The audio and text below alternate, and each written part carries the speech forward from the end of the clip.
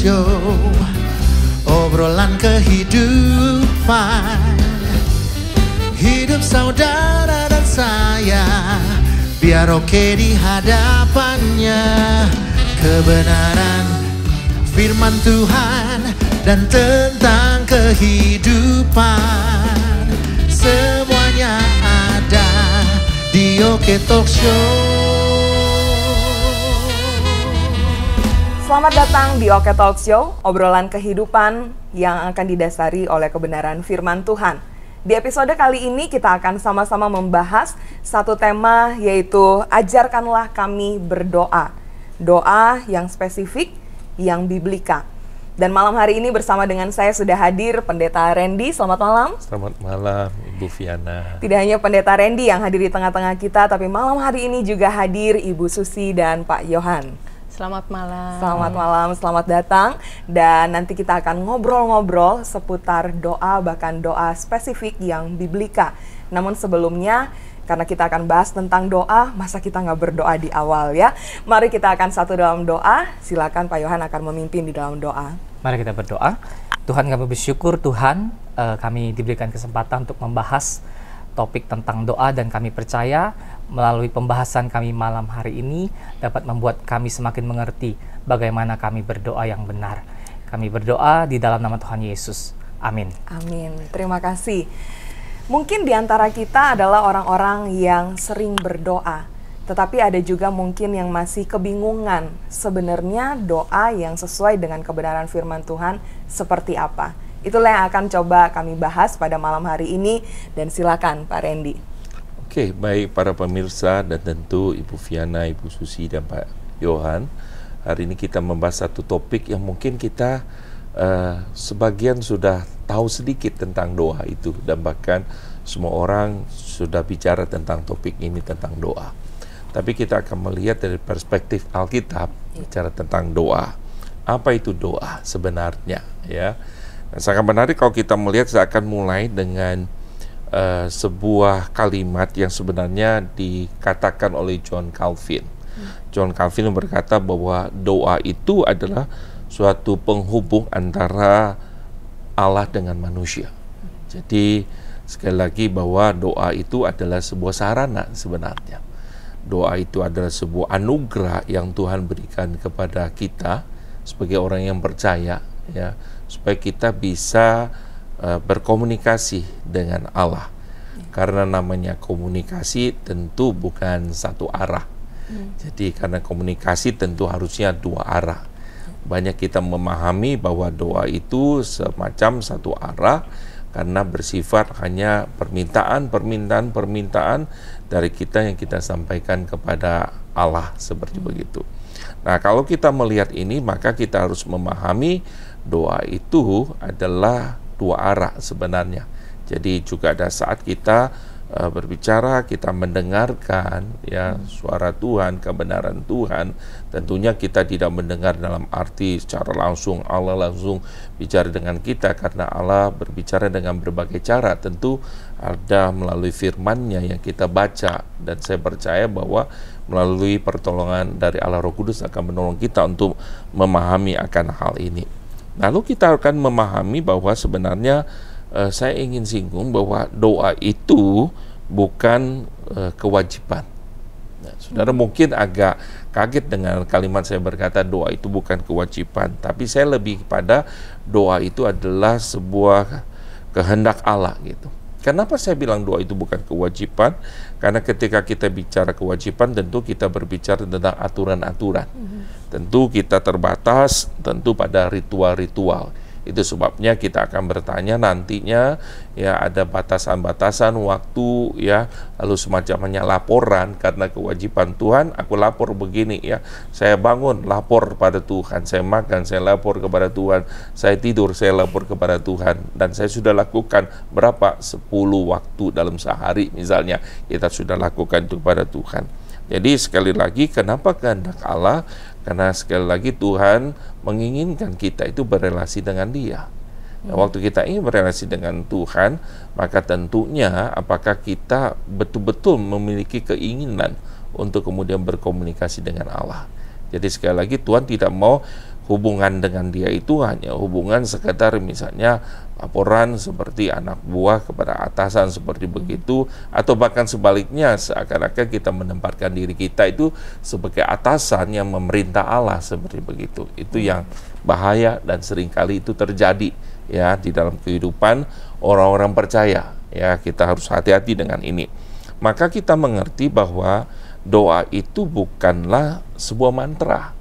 Ya, karena orang jatuh pada konsep doa itu mantra, artinya kalau ada kata-kata magic word yang disampaikan ya dengan pola-pola tertentu, maka kemudian akan memberikan dampak dan tentu akan memberikan jawaban doa itu sendiri, karena dia mengerti doa itu sebagai sebuah mantra.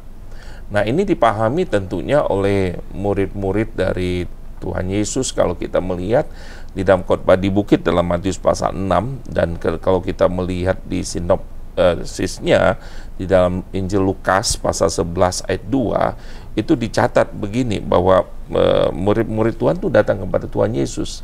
Lalu kemudian mereka berkata, Tuhan ajarlah kami berdoa sama seperti Yohanes kepada murid-muridnya. Jadi ajar kami berdoa sama seperti apa ya Yohanes Pembaptis mengajarkan doa itu pada murid-muridnya. Jadi mereka berpikir bahwa ya ini kalau doa itu harus ada kata-kata ini, harus ada pola-pola seperti ini ya yang harus diucapkan seperti itu. Maka kemudian ketika mereka datang kepada Tuhan Yesus, lalu Tuhan mengajarkan mereka doa Bapa kami seperti begitu. Tetapi doa Bapa kami jangan dilihat sebagai mantra gitu.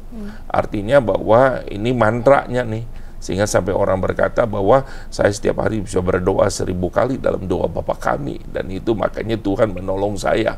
Saya berpikir bukan seperti itu. Jadi sekali lagi, namanya komunikasi itu bukan sesuatu yang dihafal dan dilafalkan, yang diucapkan terus-menerus.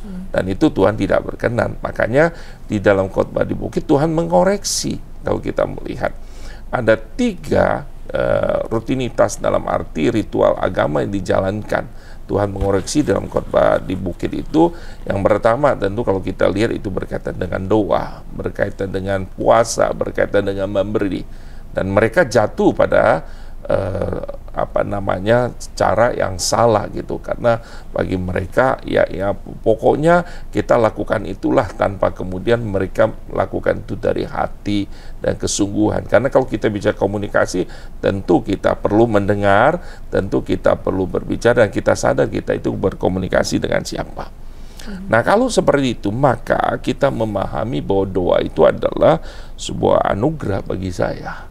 Anugerah karena ini sebuah sarana yang Tuhan berikan. Loh, siapa kita kok? Tuhan izinkan kemudian kita bisa berkomunikasi dengan Dia.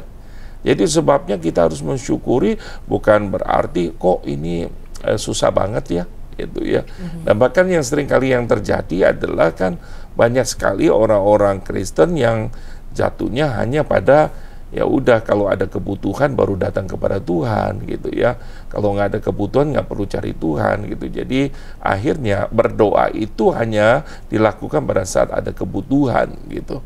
Tetapi setelah kebutuhannya sudah terpenuhi, dia tidak berdoa. Maka kita harus melihat bahwa doa tidak berhenti pada jawaban.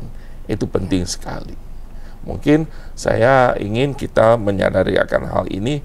Penting kita sadar bahwa doa itu tidak berhenti pada jawaban, tapi doa itu justru kalau kita sadar ini sebuah kebutuhan kita memerlukan Tuhan, itu kita lakukan justru terus-menerus seperti begitu.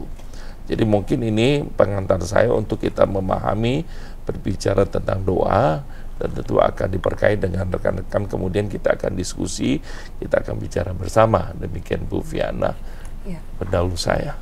Silakan mungkin Bu Susi atau Pak Yohan bisa mewakili juga mungkin ya, menjadi pertanyaan-pertanyaan yang selama ini juga ada di dalam benak Bapak Ibu yang menyaksikan tayangan ini. Silakan. Oke, Pak Randy, sebenarnya apa sih doa itu menurut iman Kristen, dan mengapa kita harus berdoa? Apakah kalau kita tidak berdoa, kita berdosa?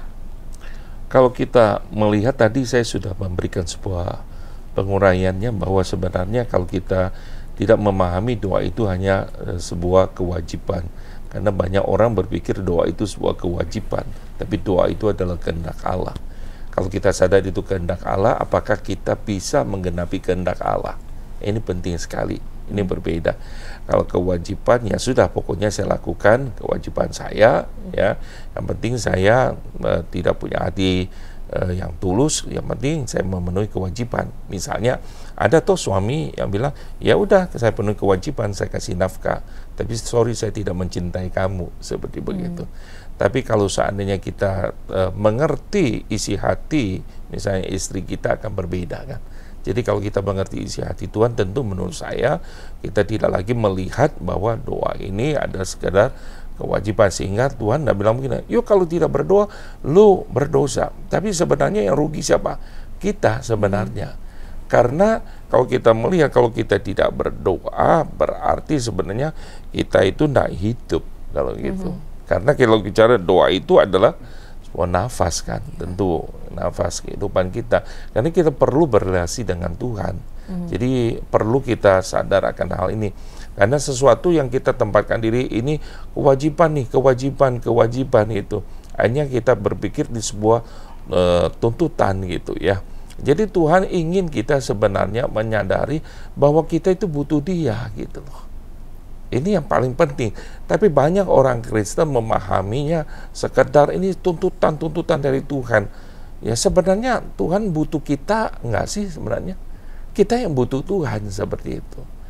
Ya jadi sehingga kalau kita mau jujur kan banyak orang Kristen juga malas berdoa. Ya, gereja ada kebaktian doa pun kita malas melakukan itu. Kita tidak melihat ini sebuah hak istimewa yang Tuhan berikan kepada kita. Kita tidak lihat ini adalah sebuah anugerah gitu. Jadi kita memaknainya dengan salah, memahami dengan salah sebenarnya, seperti itu. Oke, mungkin untuk menambahi seperti ini, Pak Pendeta. Seperti pengantar yang sudah disampaikan oleh Pak Pendeta tentang doa Bapa kami. Nah, yang menjadi pertanyaan saya seperti ini, Pak. Tuhan Yesus sendiri kan mengajarkan kita doa Bapa kami seperti yang ada di dalam Alkitab. Nah, lalu apakah ini menjadi sebuah rumusan yang wajib bagi kita orang Kristen bahwa kita harus bisa berdoa Bapa kami?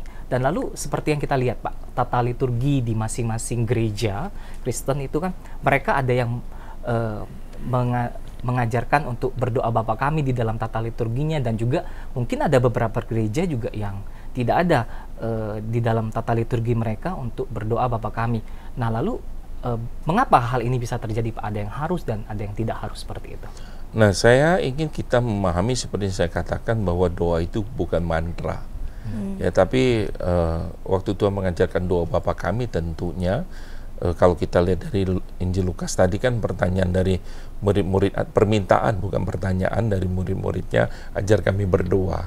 Karena ya sebagai pada waktu itu kan tentu seorang murid akan dilihat dia mengikuti gurunya atau enggak, misalnya dari termasuk ya dia doanya bagaimana begitu ya. Jadi udah ketahuan nih ini gurunya siapa gitu. Jadi mungkin menurut saya murid-murid Tuhan Yesus juga berkata, Tuhan kalau aku murid kamu kan beda dengan murid Yohanes, ini doanya bagaimana, seperti begitu.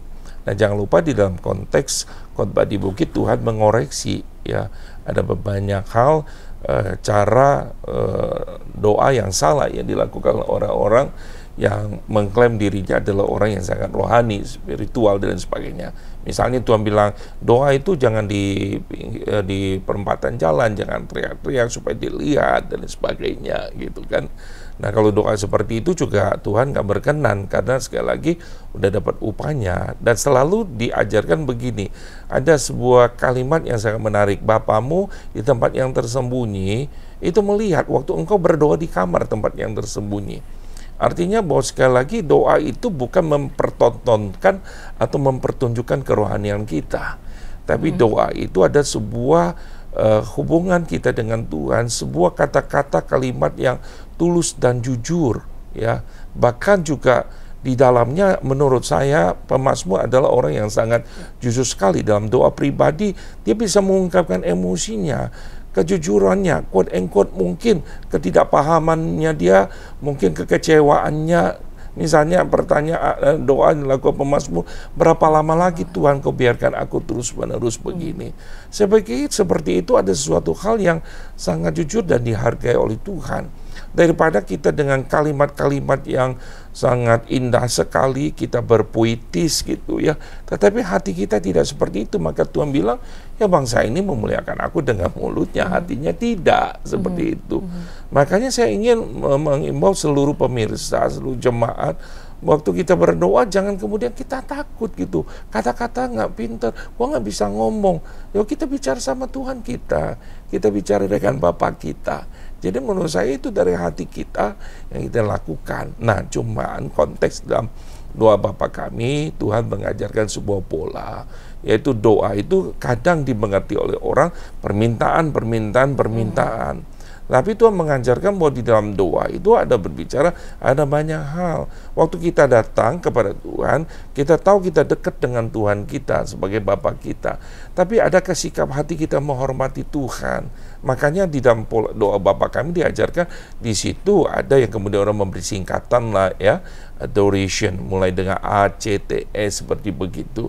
Ada kita memuja Tuhan kita menyembah Tuhan kita ya, Bapa kami yang di surga, sebuah panggilan penghormatan kita, dikudus namamu, datanglah kerajaanmu, seperti begitu kan, jadilah kehendakmu di bumi seperti di surga, seperti begitu. Tetapi juga kita datang, kita tahu kepada pribadi yang memang suci, sehingga butuh sebuah pengakuan. Kita sadar, oh Tuhan, hari ini aku lakukan hal yang tidak berkenan kepada Tuhan.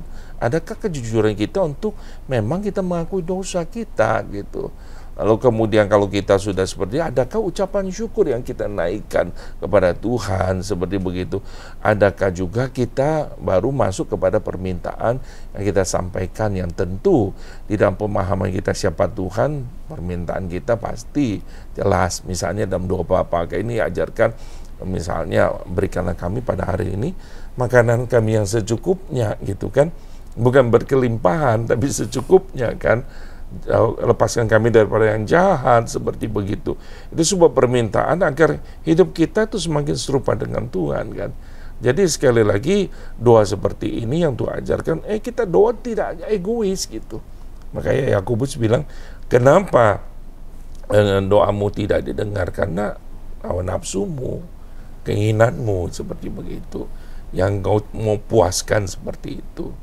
Jadi menurut saya sih seperti begitu Pak Yohan. Jadi itu bukan mutlak, makanya dalam tata liturgi gereja, berbagai gereja ya masing-masing gereja tentu punya berbagai pertimbangan seperti itu, atau mereka tutup dalam doa syafaat mereka dengan doa Bapa kami, ya fine-fine saja gitu. Tapi tidak melakukan itu bukan berarti ini ibadahnya tidak lengkap dan bahkan berdosa, seperti itu kita jatuh kepada sebuah penghakiman seperti itu. Setahu saya di beberapa liturgi gereja itu mereka kemudian ada semacam formula kalimat bridging untuk masuk di doa Bapa kami. Jadi kalau saya nggak salah ingat, biasanya kalimat yang disebutkan kurang lebih seperti ini. Inilah doa kami yang tidak sempurna, dan biarlah kami akan menutup dengan doa yang sempurna yang Engkau ajarkan, yaitu doa Bapa kami. Baru kemudian bersama-sama seluruh umat Tuhan yang ada di gereja mengucapkan doa Bapa kami. Apakah karena itu doa yang diajarin sama Tuhan Yesus sendiri, jadi pada akhirnya orang mengenal itu gitu ya, dalam tanda kutip, inilah doa yang paling sempurna? Gimana Pak Randy tanggapannya? Ya, jadi saya katakan tadi bahwa ini ada sebuah contoh yang Tuhan berikan, doa yang memang berkenan ya kepada Tuhan. Jadi kan kita jatuh pada ekstrim tadi, minta gitu, tanpa kita tahu kita sedang berbicara kepada pribadi yang bagaimana gitu. Bahkan kita tidak juga mengembalikan hormat kemuliaan kepada Tuhan. Doa Bapa kami itu sangat indah sekali kan, ditutup dengan tentu kemuliaan bagi Tuhan, karena Engkau punya kerajaan dan kuasa kemuliaan sampai selama-lamanya. Nah itu yang luar biasa yang saya berpikir yang harus juga menjadi pola di dalam doa kita. Tapi kan kita tidak jadikan itu mantra itu terus-menerus. 1 tahun kita percaya kalau doa Bapa kami kita bisa doanya. Saya nggak bisa doa yang lain, cuma doa Bapa kami gitu. 50 tahun saya nggak bisa doa, cuma doa Bapa kami. Jadi relasi kamu dengan Tuhan itu bagaimana gitu kan. Nah itu persoalannya menurut saya gitu. Apakah ada rumusan mengenai doa? Mengapa saya tanyakan hal ini? Karena dalam prakteknya pada beberapa gereja, para pendeta tuh membuatkan naskah doa untuk memudahkan para jemaatnya yang belum bisa berdoa. Bukankah ini aneh? Karena doa adalah hubungan pribadi antara manusia dengan Tuhan. Iya, tentu tadi saya sudah jelaskan ya bahwa karena ada orang yang maafkan misalnya dari sebelumnya, tentu dia punya kepercayaan yang lain, dan tentu mungkin penasihat spiritualnya atau kemudian gurunya memberikan dia mantra-mantra doa, sehingga kemudian dia berpikir bahwa dia masuk jadi orang Kristen, masuk ke dalam gereja, dia juga dengan pola yang sama, karena tidak mudah dari sebuah proses. Maka butuhlah sebuah pemuridan, kita harus mengajar kepada mereka, dan makanya pada hari ini kita ada Oke Talk Show juga mengajarkan kepada setiap kita kan, untuk juga memiliki sebuah pemahaman yang benar gitu. Saya tidak menyalahkan untuk di awal, kalau misalnya dia meminta, oke, tolong dong Pak Pendeta bikinkan doa yang bagaimana, misalnya saya mau doa tidur nih, saya mau doa makan, saya mau doa ini. Ya kita mengajarkan dari awal, tapi kita harus ingatkan, sorry ya, ini bukan mantra seperti begitu. Itu yang pertama. Yang kedua, ya kita ngomong seperti kita dengan Bapak kita, jadi bebas kan seperti begitu. Jadi jangan jadikan itu menjadi sebuah pola, tapi kemudian jangan terus itu dilakukan menurut saya gitu ya. Jadi menurut saya nggak ada sebuah pola, artinya harus dengan kata-kata ini, kata-kata yang rohani itu yang kemudian Tuhan dengarkan. Saya pikir tidak. Jadi ada sebuah kalimat yang saya mau kutip dari Simon Chan, dia bilang gini, doa adalah tanda kehidupan iman. Jadi tentu tanda kehidupan iman, orang yang memang beriman kepada Tuhan, dia pasti akan bertumbuh di dalam doanya. Dia bertumbuh dalam relasinya dengan Tuhan. Seperti itu sih. Nah, tadi berbicara soal naskah doa ya. Karena mungkin saya juga banyak pelayanan di bidang ibadah, jadi ketika memberikan training juga untuk WL pemula khususnya gitu ya, Pendeta Randy, buat saya nggak apa-apa gitu untuk tulis dulu, kemudian mereka baca ketika mereka memimpin umat Tuhan lainnya di dalam doa.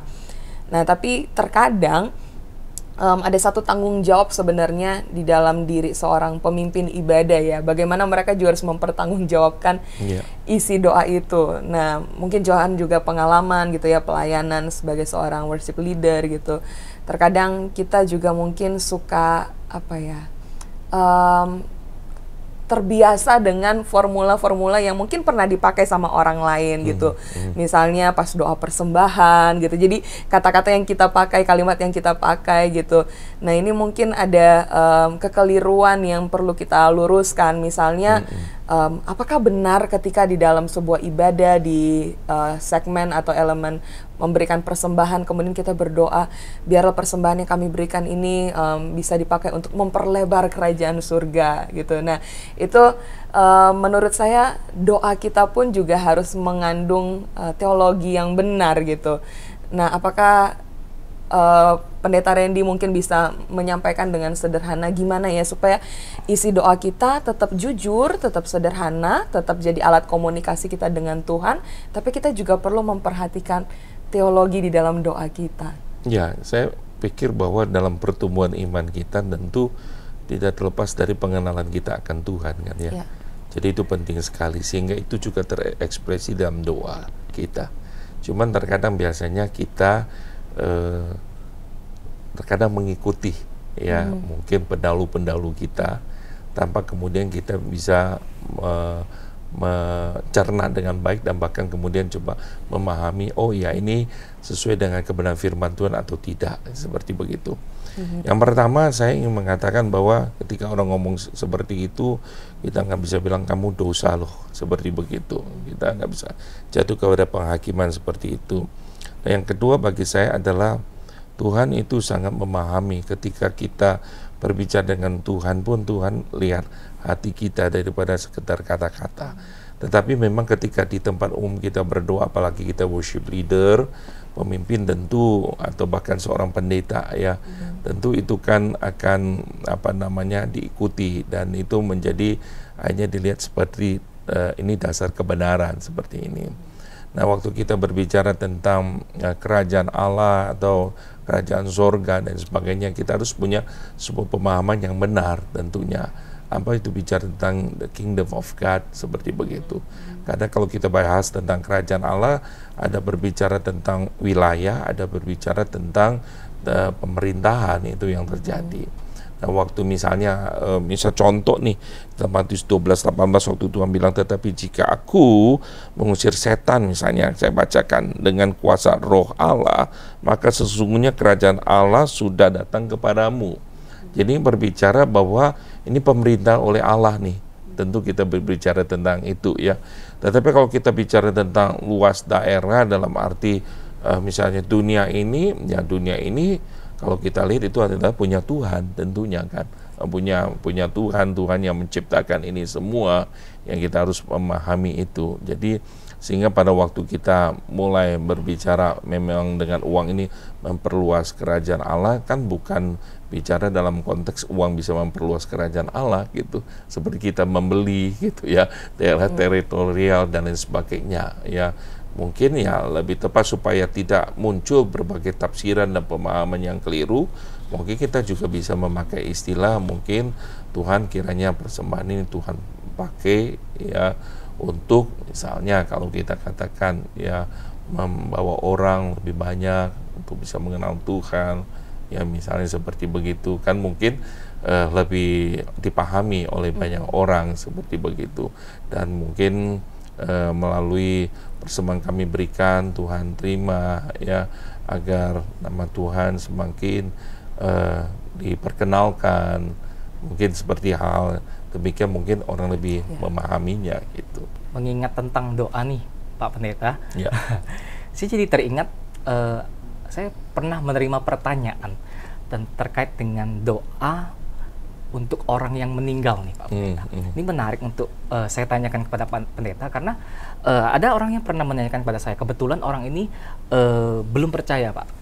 Pernah pertanyaannya seperti ini, apakah orang Kristen itu sangat kaku ya, bahwa kalau orang yang sudah meninggal itu mereka yang sudah meninggal itu kita tidak boleh mendoakan karena mungkin orang Kristen yang sudah meninggal itu sudah kembali kepada Allah. Nah, lalu bagaimana Pak hal ini dapat kita jawabkan? Ya. Tentang orang meninggal. Kalau kita bicarakan kita doa itu kan komunikasi kita dengan Tuhan ya. Tentu waktu kita misalnya orang itu hidup itu kan kesempatan untuk kemudian semakin serupa dengan Tuhan itu kan pada waktu dia sudah hidup gitu. Tetapi kemudian dia sudah meninggal, dia sudah kembali kepada Tuhan. Tentunya dia sudah berjumpa dengan Tuhan gitu. Jadi sebenarnya yang kita sedang mau komunikasikan tentang dia kepada Tuhan apa yang kita mau sampaikan gitu. Itu persoalannya yang terjadi gitu. Karena kadang konsep ini dipahami sebagai kadang orang yang meninggal itu belum kembali kepada Tuhan, masih ada di dalam dunia ini atau mungkin ada di tempat yang lain sehingga kita perlu mendoakan supaya dia sampai kepada Tuhan. Jadi kita melihat bahwa orang yang meninggal dia pasti sudah kembali kepada Tuhan, itu prinsipnya. Jadi saya berpikir harus punya sebuah pemahaman yang cukup solid sehingga kemudian kita bisa menjelaskan tanpa kemudian juga kita menghina dan menyalahkan mereka seperti begitu. Terakhir Pendeta Randy, ini bahkan udah ada lagunya ya tentang doa Yabes, itu gimana kalau pandangannya Pendeta Randy nih?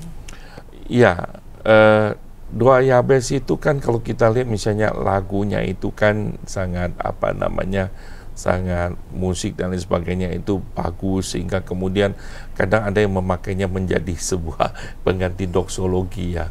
Saya lagi berpikir bahwa saya tidak setuju ya kalau sampai terus terang dalam pergumulan saya kok itu jadikan doksologi lagu penutup hormat kemuliaan bagi Tuhan. Sebenarnya doksologi kita bisa ibadah semua kita lakukan, bahkan termasuk persembahan kita untuk hormat kemuliaan Tuhan.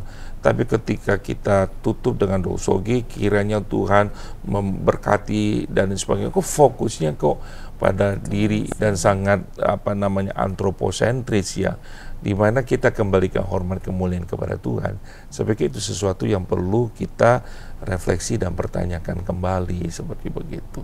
Oke, terima kasih Pak Randy, Bu Susi dan juga Pak Yohan. obrolan kita merasanya waktunya nggak cukup gitu ya, karena mungkin masih banyak juga pertanyaan dari Bapak Ibu sekalian seputar doa. Kalau masih ada hal-hal yang ingin ditanyakan tentang topik doa ini, silakan bisa tulis di kolom komen di YouTube channel ketika saudara menyaksikan tayangan ini.